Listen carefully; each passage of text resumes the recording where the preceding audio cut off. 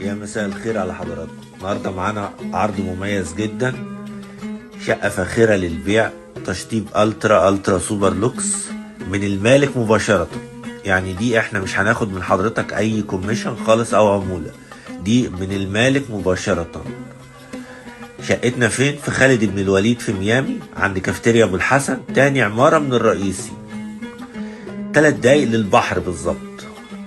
يعني اول ما بتنزل الشارع قدام كافتيريا ابو الحسن بتشوف البحر. الشقة تاني عمارة من البحر، دور سادس، مباني 2014، غرفتين وريسبشن قطعتين ومطبخ وحمام، ومتشطبة الترا سوبر لوكس، عداد كهرباء وعداد مية، والتسليم على المفتاح. وزي ما احنا شايفين الشقة، التشطيبات وإضاءات حديثة وجبسن بورد. غرفة النوم الرئيسية معانا اهي، هي والريسبشن على الشارع، وغرفة واحدة على منور، ومطبخ وحمام كبار. تصلح سكني واستثمار عقاري مميز جدا وفاخر. اليوم هناك تقريبا بيتأجر ب 700 أو ب 800 في الصيف، وب 500 جنيه في الشتاء.